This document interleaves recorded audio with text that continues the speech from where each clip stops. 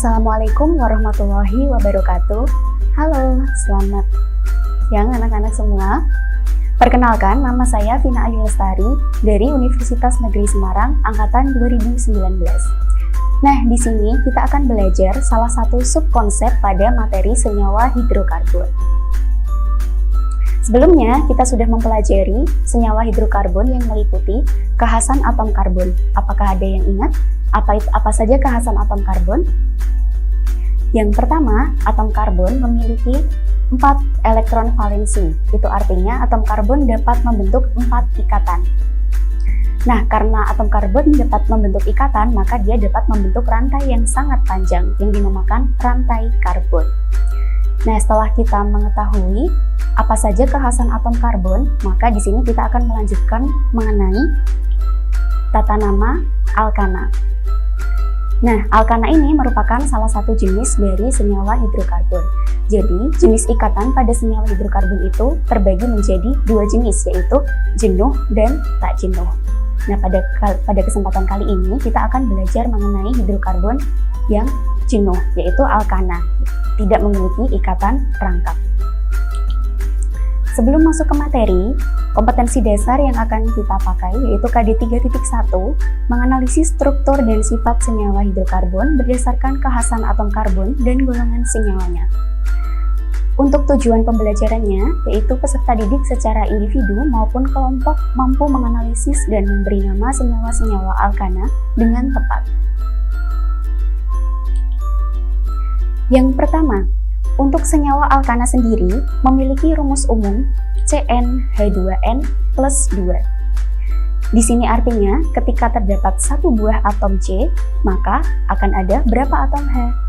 Maka akan ada 4 atom H. Terbentuklah senyawa CH4. CH4 ini namanya adalah metana. Lalu jika terdapat 2 buah atom C, maka ada berapa atom H-nya?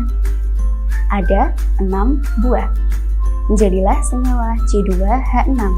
Namanya adalah etana. Lalu, jika terdapat 3 buah atom C, maka ada berapa atom H-nya? Akan ada 8 buah atom H. Jadilah senyawa C3H8 yang namanya adalah propana. Lalu, jika terdapat 4 buah atom C, maka akan ada 10 buah atom H. Jadilah senyawa C4H10. Namanya adalah butana. Selanjutnya, jika terdapat 5 buah atom C, maka akan ada berapa atom H? Akan ada 12 atom H.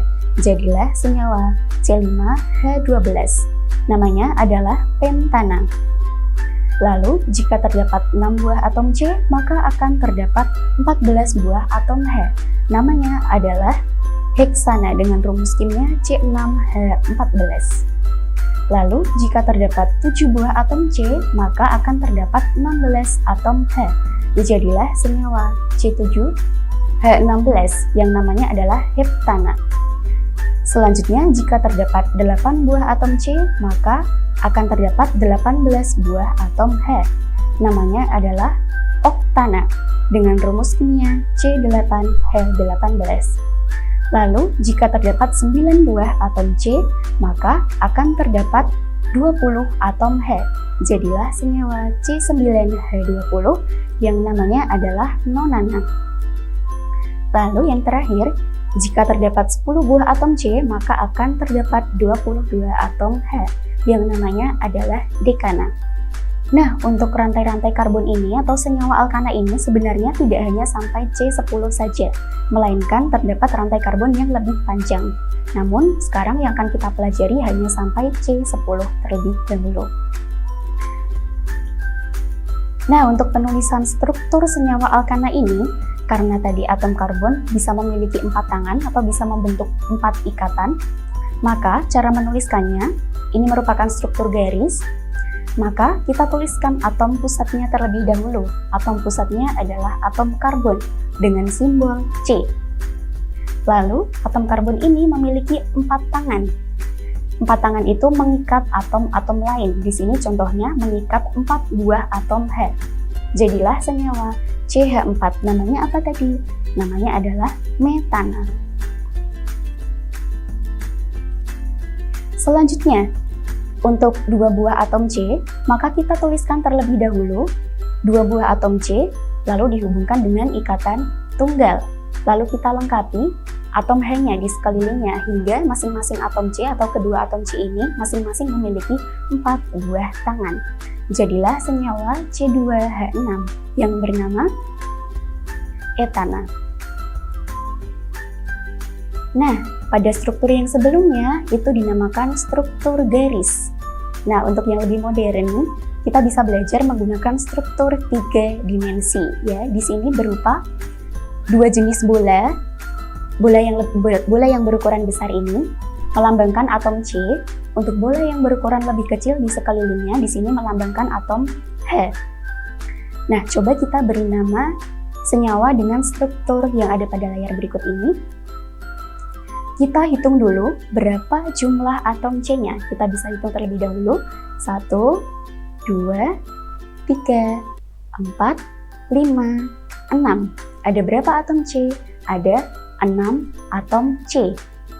Senyawa yang memiliki 6 atom C namanya apa? Namanya adalah heksana. Nah, struktur senyawa berikut ini merupakan struktur senyawa yang lurus, tidak memiliki cabang. Nah, jika strukturnya lurus seperti ini, maka penamaannya diberi awalan huruf N. Huruf N ini menandakan kata normal. Normal artinya dia lurus, tidak memiliki cabang. Maka namanya adalah N-heksana. Kita coba kembali. Di sini juga masih rantai lurus, senyawa hidrokarbon dengan rantai lurus. Coba kita hitung kembali, ada berapa jumlah atom C-nya?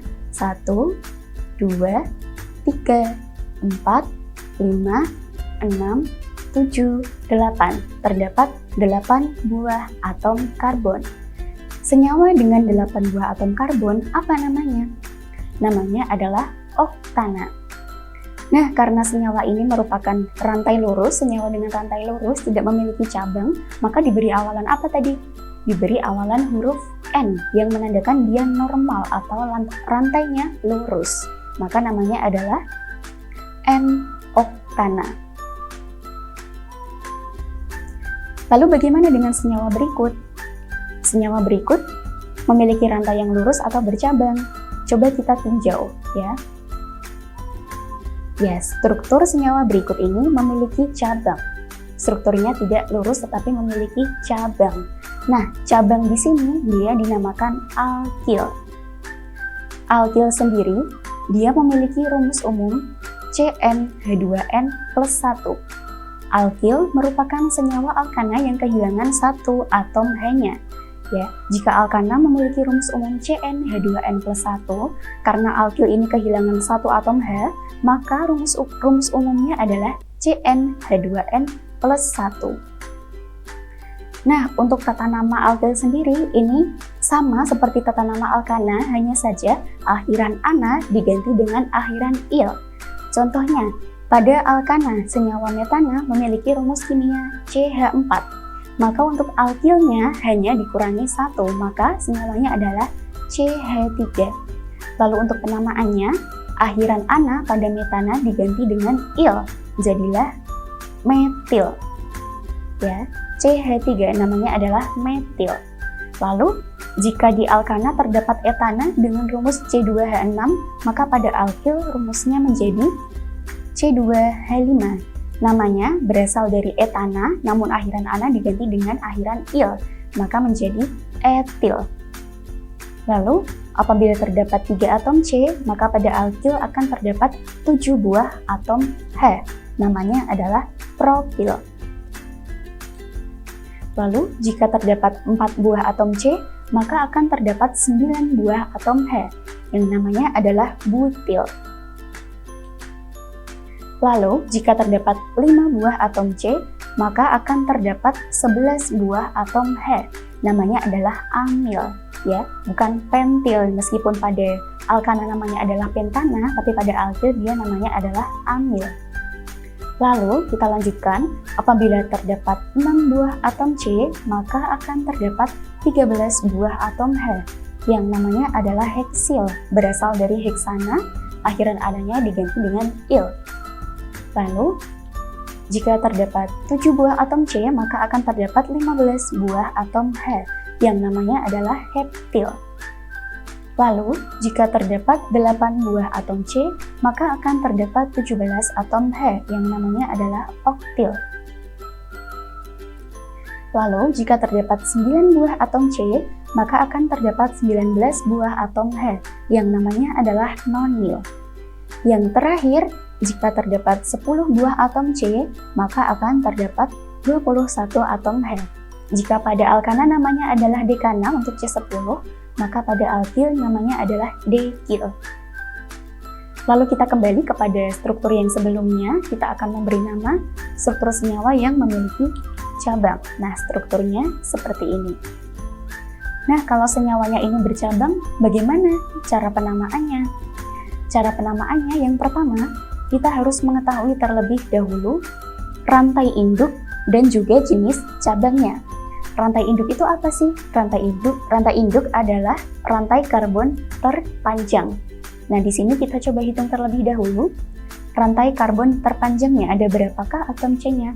Ada 1, 2, 3, 4, 5. Yang ke atas 5. Coba kita hitung yang ke bawah.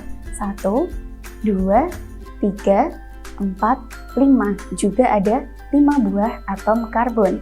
Nah, jika ke atas dan ke bawah ini jumlah atom karbonnya sama, maka kita bebas memilih yang mana saja. Sekarang kita akan coba kita anggap rantai induknya ini yang ke atas, rantai yang menghadap ke atas terdiri dari 5 atom karbon. Lalu cabangnya berarti yang mana? Cabangnya berarti yang berada di bawah. Cabang apa ini namanya? Dia terdiri dari 1 atom C dan 3 atom H. CH3. Namanya adalah cabang metil. Lalu untuk penamaannya bagaimana? Untuk penamaannya, kita harus mengetahui nomor di mana cabang tersebut terletak. Untuk penomorannya, dimulai dari atom C yang paling dekat dengan cabangnya. Di sini dimulai dari sebelah kanan atau sebelah kiri. Ya, dimulai dari yang paling dekat dengan cabangnya. Coba kita hitung 1, 2. Ya, dari sini kita ketahui bahwa cabang metil ini terletak pada atom karbon nomor 2. Maka untuk penamaannya, kita sebutkan terlebih dahulu nomor letak cabangnya. Kita tuliskan 2, lalu diikuti dengan nama cabangnya. Nama cabangnya adalah metil. Maka 2 metil. Lalu yang terakhir kita tuliskan nama rantai induknya. Rantai induknya terdiri dari 5 atom karbon. Apa namanya? Namanya adalah pentana. Jika kita gabungkan, maka nama senyawa ini adalah 2 metil pentana. Kita lanjutkan. Untuk senyawa berikut ini, dia rantainya lurus atau bercabang? Rantainya bercabang, ya, dan cabangnya juga berbeda, tidak sama seperti yang ada di slide sebelumnya. Nah, di sini rantai induknya kita coba hitung terlebih dahulu. Rantai induknya yang lurus terlebih dahulu 1, 2, 3, 4, 5. Ada 5 atom C. Kita coba lagi yang ke atas 1, 2, 3, 4. Terdapat 4 atom C. Maka lebih panjang yang mana? Lebih panjang yang lurus, ya, yaitu 5 atom C. Lalu cabangnya berarti yang mana? Cabangnya adalah yang di atas dan di bawah ini, ya. Terdapat 2 cabang. Terdapat 2 cabang. Cabang apa saja? Dua-duanya adalah cabang metil. Yang di atas metil, yang di bawah juga metil, ya. Lalu, jika terdapat 2 jenis cabang yang sama seperti ini, maka kita sebutkan terlebih dahulu nomor di mana cabang tersebut terletak. Tapi karena cabangnya ada 2, maka nomornya disebutkan sebanyak 2 kali, ya. Coba kita tinjau terlebih dahulu. Kedua cabang ini terletak di atom karbon nomor berapa? 1, 2, 3. Terletak di atom karbon nomor 3. Maka kita tuliskan terlebih dahulu angka 3 sebanyak 2 kali. 3,3. Lalu diikuti dengan nama cabangnya. Nama cabangnya adalah metil. Tapi di sini terdapat 2 buah metil. Ya, karena terdapat 2 buah metil, maka diberi awalan di, menjadi dimetil. Jika metilnya ada 3, berarti namanya adalah trimetil. Jika ada 4, maka namanya adalah tetrametil, ya. Karena di sini ada 2, maka namanya adalah dimetil. Maka menjadi 3,3 dimetil. Lalu yang terakhir disebutkan nama rantai induknya. Rantai induknya tadi terdiri dari 5 buah atom karbon, ya. Berarti namanya adalah pentana. Maka jika digabungkan namanya menjadi 3,3 dimetil pentana. Nah, lalu bagaimana dengan struktur senyawa yang seperti ini? Yang pertama, seperti yang sebelumnya, kita harus mengetahui terlebih dahulu yang mana sih rantai induknya. Ya, coba kita hitung terlebih dahulu. Yang ke atas terlebih dahulu, ya. 1, 2, 3, 4, 5, 6. Yang ke atas terdapat 6 buah atom karbon. Kita coba yang ke bawah. 1, 2, 3, 4, 5. Hanya terdapat 5 buah atom karbon. Maka kita ambil yang strukturnya ke atas, ya, yang atom karbonnya lebih banyak atau rantai karbonnya paling panjang. Terdapat 6 atom karbon. Lalu ada cabang apa saja pada struktur senyawa berikut ini? Ada 2 jenis cabang, ya. Yang pertama ada cabang dengan 2 atom C, maka namanya adalah etil. Dan yang kedua, 1 atom C namanya adalah cabang metil, ya. Lalu untuk penomorannya bagaimana? Kita coba dari sebelah kanan terlebih dahulu. 1, 2, 3. Cabang pertama terletak pada nomor 3. Kita coba dari sebelah kiri. 1, 2, 3. Juga pada nomor 3. Nah, jika kasusnya seperti ini, maka kita utamakan berdasarkan urutan pada huruf abjad, ya. Tadi kan cabangnya ada 2, etil dan metil, ya. Huruf E dan huruf M dalam urutan abjad lebih awal yang mana? Lebih awal huruf E. Maka penomorannya kita mulai dari atom C yang paling dekat dengan gugus etil, ya. Maka di sini etilnya berada pada atom C nomor 3 dan metilnya terdapat pada atom C nomor 4, ya. Maka untuk penamaannya kita sebutkan terlebih dahulu nomor yang paling kecil, yaitu etil, ya, pada nomor 3, pada atom karbon nomor 3.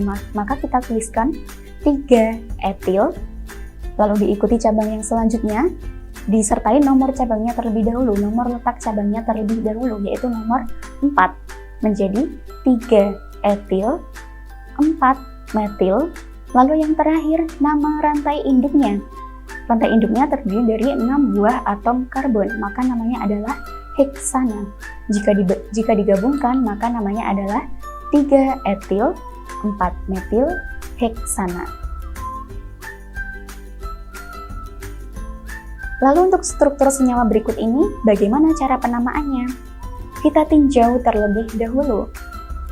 Ada berapa cabang, jenis cabangnya apa saja, dan yang mana rantai induknya. Yang pertama kita cari adalah rantai induknya. Kita coba cari struktur yang lurus ke atas terlebih dahulu, ya. 1, 2, 3, 4, 5, 6, 7. Terdapat 7 buah atom karbon, ya. 7 buah atom karbon itu termasuk rantai induk, memiliki rantai yang paling panjang. Lalu cabangnya yang mana saja? Cabangnya di sini terdapat 3 buah cabang, ya. Ketiganya terdapat di bagian bawah, bisa dilihat, ya. Ada 3 buah cabang. Cabang apa saja? Karena masing-masing cabang ini terdiri dari 1 atom C, maka CH3 namanya adalah metil, ya. Jadi terdapat 3 buah cabang metil. Untuk penomorannya bagaimana? Penomorannya dimulai dari atom C yang paling dekat dengan cabang, ya. Di sini cabang metil masing-masing bisa bernomor 2, untuk nomor terkecilnya bisa 2 dan bisa 3. Maka kita ambil yang nomornya paling kecil, yaitu 2, ya. Maka di sini penomoran rantai induknya dimulai dari sebelah kanan, ya. 1, 2, 3, 4, 5.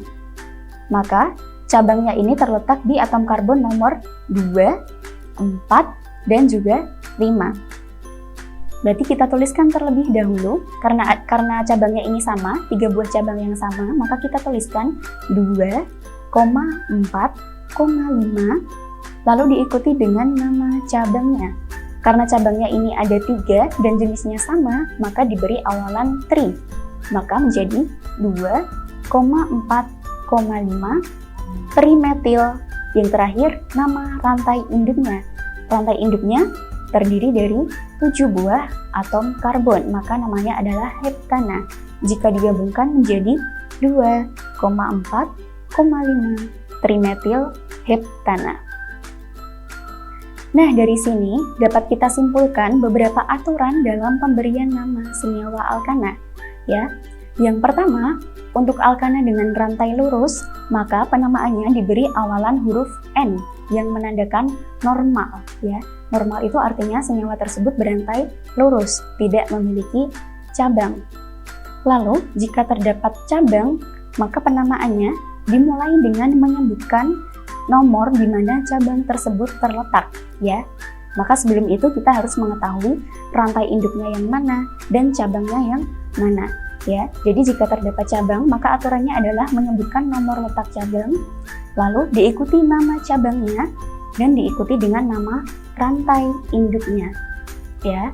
Lalu jika terdapat 2 buah cabang yang sama, maka disebutkan dua-duanya. Misalkan kedua cabang metil terletak di atom karbon nomor 2, maka disebutkan 2,2, ya. Tidak boleh hanya 1, tetapi dua-duanya disebutkan. Lalu diawali dengan kata dimetil karena terdapat 2 cabang metil. Jika terdapat 3 cabang metil, maka namanya adalah trimetil, ya. Lalu, apabila terdapat 2 jenis cabang yang berbeda atau lebih, maka untuk penamaannya yang diprioritaskan adalah cabang dengan huruf abjad lebih awal. Contohnya, pada etil dan metil, huruf E dan huruf M pada urutan abjad lebih awal huruf E. Maka yang kita dahulukan adalah huruf E-nya. Maka untuk penomoran rantai induknya dimulai dari atom karbon yang paling dekat dengan gugus etilnya itu. Ya, mungkin cukup sekian untuk pemaparan materi tata nama alkana. Atas segala kekurangan saya mohon maaf. Wassalamualaikum warahmatullahi wabarakatuh.